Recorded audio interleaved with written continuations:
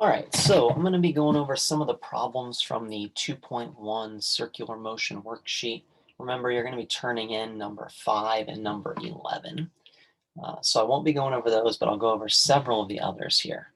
So the first one I want to talk about is number 2. It's movement of a pendulum. So I drew a pendulum here.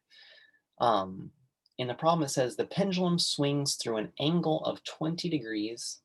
So our angle is 20 degrees. Each second. So we're talking about this right here being an angle, it's swinging 20 degrees in 1 second. If the pendulum is 40 inches long, how far does the tip move each second? So the length of our pendulum here is 40 inches, so 40 inches, and we want to know how far this tip moves. So we want to know this arc length right here in a second. This is our arc length. So we know several things here. We know the angle, we know, this is actually also, we know a version of the angular speed. It's 20 degrees per second. So we also know an angular speed for this. So we know an angle, we know an angular speed, we know the radius, because remember, if this pendulum were allowed to spin in a full circle, it would actually make a circular path. And we're just looking for this small section here. So the formula that I'm going to be using is S equals R times theta. So the arc length is equal to the radius times the angle. And this should be pretty easy. The one thing to keep in mind with this particular formula is our angle does need to be in radians to utilize this. So we need to do a quick conversion of 20 degrees into radians. So I'm going to multiply that by pi over 180. 2 and 18 have a factor of 2 in common, so this will be 1 and 9. So we have 1 pi over 9 or just pi over 9. That is our angle in radians that I'm going to use for my formula. So this could also be pi over 9. All right, so now to quickly calculate this arc length, we're going to say the arc length is equal to the radius, which is 40 inches, times the angle, which is pi over 9 radians. Remember, radians are technically unitless, so I'm not going to include a unit when I do that. And then I'm just going to do a calculation here. So I'm going to do 40 times pi over 9, and I want a decimal approximation of that for this problem. I'm going to call that 13.96 inches.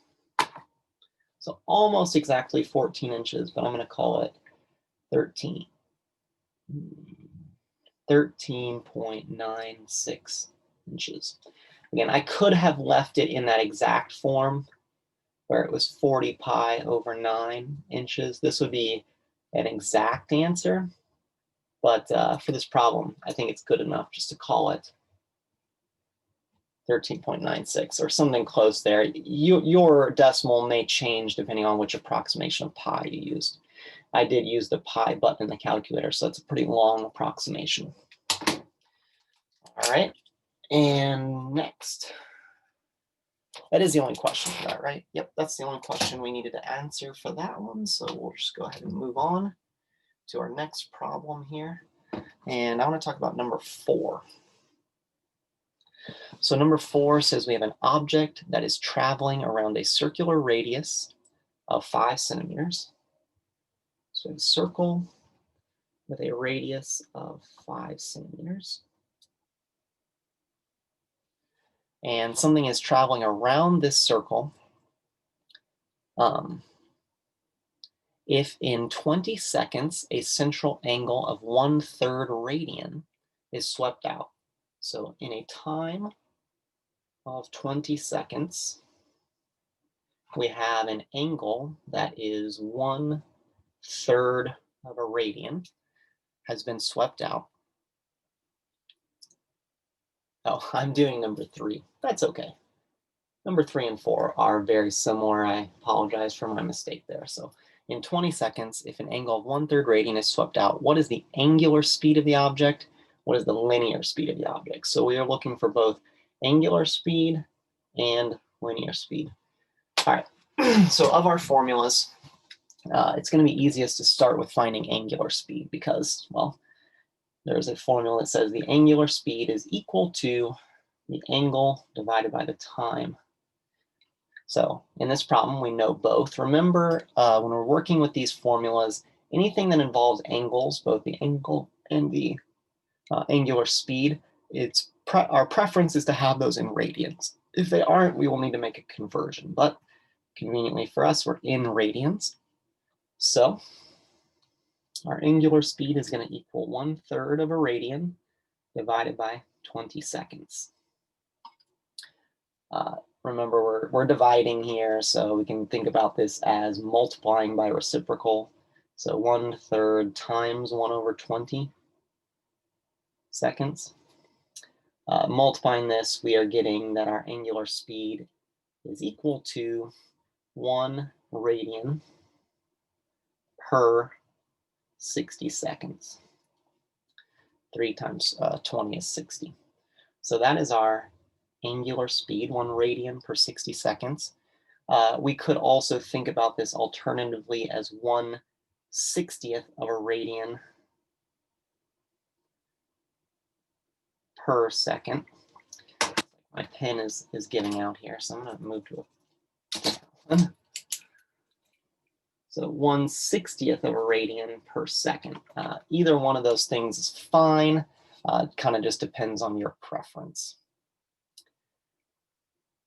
I'm going to go with 1 radian per 60 seconds, but again, doesn't matter. Let's go ahead and talk about now finding the linear speed. We do know that we are dealing with a radius of 5 centimeters. So that will be useful here. We're going to make use of this formula that the linear speed is equal to the radius times the angular speed. We do know the radius, and we just calculated the angular speed. So in this case, we'll be able to use those to calculate the linear speed. So I'm going to get that our linear speed is equal to a radius, which is 5 centimeters, times the angular speed that we just calculated, which I'm going to call it 1 radian per 60 seconds. Remember, radians are technically unitless, so I'm not going to include radians as a unit while I'm doing this. And when we do this calculation, we're going to end up in centimeters per second. Since we're not given a specific unit to put this in, that will be good enough. I am going to go ahead and simplify this a little bit. These are both divisible by 5, so I'll have 1 and 12. And so when I do this calculation, I am going to get 1 centimeter per 12 seconds as one option for my linear speed. I could also reduce this, or well, talk about this in terms of per second, and I'm going 1/12 of a centimeter per second. Either one of those ways that we represent the linear speed is fine. A lot of times you want it per a single unit of time, just like I did this one up here in terms of 1/60th of a radian per second. But it doesn't really matter. They're both valid measurements of the speed. All right, and next we're going to look at number 7. I will actually try to do number 7 this time rather than a different problem. So number 7, scroll down to that. So in this problem, we're looking at the windshield wipers of a car. I'm just going to focus on one of them. So we have a windshield wiper of a car, and that is going to follow a circular arc too, right? As it sweeps back and forth. They are 45 centimeters long. If it takes 1 second to trace out 2/5 of a revolution, so 2/5 of a revolution, that is a way for us to express an angle. So I'm going to say that our angle is 2/5 of a revolution. And we may need to convert that in a little bit, but let's see what else we know. Our time was 1 second to make that angle. How fast is the tip of the wiper moving? So we are looking for a linear speed. We want to know this tip of this, we want to know what speed is it moving? So the distance per time. All right, boy. So looking at my formulas here, there doesn't seem to be, just based on what I have, a direct way to go about this. I can't use these to just sort of directly calculate my linear speed, right? The two formulas that I know that involve linear speed is arc length divided by time, or I also know that the radius times the angular speed. So both of those formulas could be used to solve this problem. It really just sort of becomes a matter of which one I want to use, which one's going to be easier for me. So I could do this. I could count, let's say that this is the angle that we're looking at. I could calculate this arc length. I could calculate the arc length there and then divide it by the time, the 1 second that it is to create that. And that way I would then have my arc length and my time, and I can do it that way. Alternatively, I could also uh, calculate the angular speed. So I could use these two things to calculate angular speed, right? Angular speed is angle divided by time. So I have both of those things, though there will need to be a unit conversion first for my angle because we want that in radians. So whatever I do here, there's not going to be a direct way. So it's just a matter of preference. In fact, maybe I'll do it both ways just to show the differences. I'm going to do it this way. So I'm going to calculate my arc length. So arc length equals radius times angle. So I will need to do that first before I use the formula. And also angle does need to be in radians to make this. So quick angle conversion. I have 2/5 of a revolution. I need to multiply that by, there are 2 pi radians in 1 revolution. My revolutions will cancel, and I'm going to be left with something in radians. So this is actually going to be 4 pi over 5. That is going to be my angle in radians. So my angle in radians, I'll mark it as radians, even though that's not really a unit. It's just something to keep in mind. Okay. So the arc length that gets swept out is going to equal, so S equals the radius, 45 centimeters, times the angle, which we said is 4 pi over 5. Doing a little bit of simplifying this, 5 and 45 are both divisible by 5. So we get 9 here and 1 here. So multiplying this out, I'm going to get 36 pi centimeters.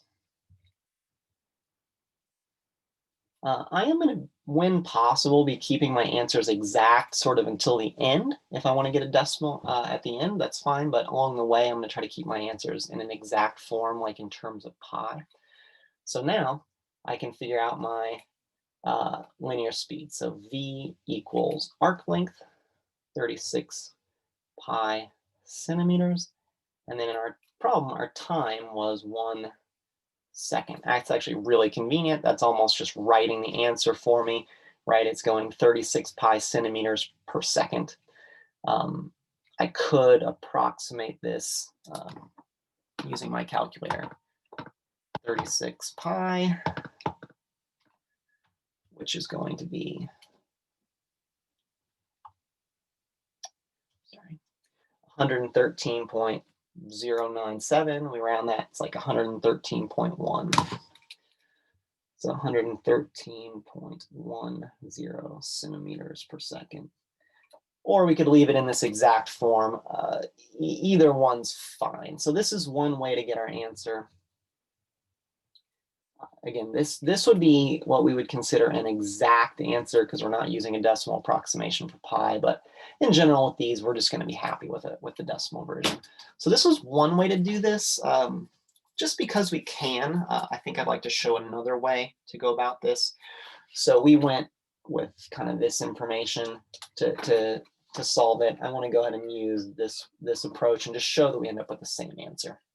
So same problem, we did need that angle in radians, which we've already calculated, so I'll make use of that again. So we need to calculate the angular speed, which is angle divided by time. So that's 4 pi over 5 divided by 1 second. convenient again, since our time is 1 second here, this goes really easily. Our angular speed becomes 4 pi over 5 radians per second. And then to use our formula, v equals radius times angular speed, we get 45 centimeters times 4 pi radians, 4 pi over 5 radians per second. Notice that this is just like the exact same thing that we got right here, right? Or wait, I'm sorry. Yeah, basically the exact same thing we did right here. 45 centimeters times 4 pi. We're going to get this answer. We're going to get the same thing. It works out the exact same. It's funny how it almost looks identical, but we expected to end up with the same thing. So we end up with 36 pi centimeters per second, which is exactly the same answer that we got here, which we know has a decimal approximation of 113.1. I'm going to pause here, kind of break this up into 2 parts just to make it a little easier. I'll catch you guys in the next part.